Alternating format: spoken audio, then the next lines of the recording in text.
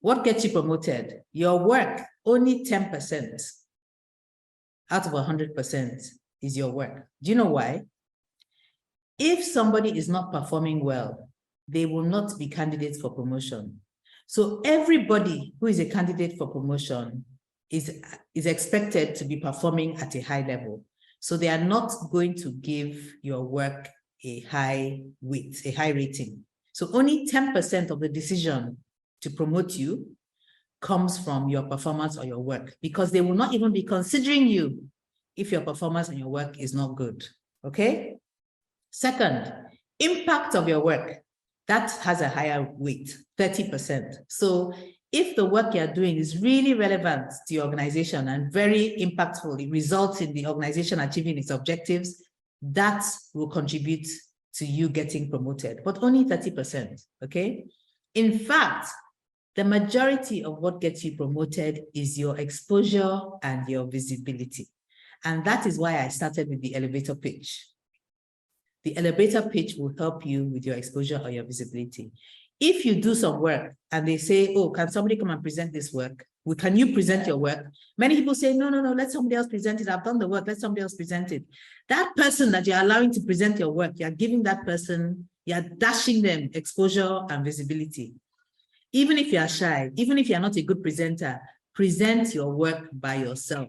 Look for opportunities to present your work, because it's your exposure and your visibility that gets you promoted. Remember, you must be good already to be a candidate for promotion. Okay? The impact of your work is a factor.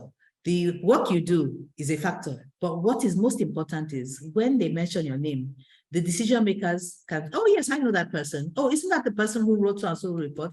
Isn't that person who represented our company in so-and-so place? Isn't that person who was part of the organizing committee for so-and-so event? Oh, yes. Isn't that the person who's always so helpful, who rescued us from so-and-so? They must know who you are.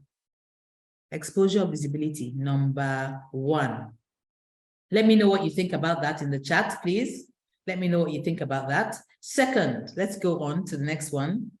Let me go on. I'm going to leave distinguishing itself. I'll do that later. Let me go to the second poll since we're there already. Your personal impact. So this is why I was asking you, what communicates the most? Is it your words, your tone, or your body language? And there was research done by a gentleman called Marabian that came up with the responses.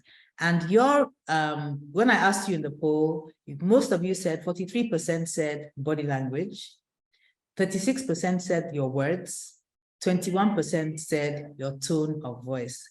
In fact, these are the results. Your words only communicate 7%.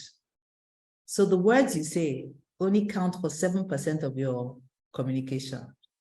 They don't communicate that much. Okay, so I can say to you, good morning.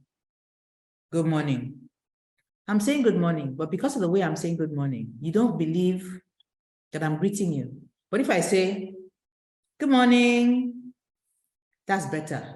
The tone is higher, but you still don't believe I'm really saying good morning to you. But if I say, good morning, so I'm saying good morning, the tone is high, I'm smiling, I'm leaning forward. That's the body language. Now you believe that I'm saying good morning to you. So words 7%, tone of voice 38%, body language 55%. Body language is what people see. So combine this with the other one about exposure and visibility. And that shows you how important appearance and people recognizing you, recognition is critical in both communication and in getting promoted. What are your thoughts about this? Let me hear in the chat. What are your thoughts about this?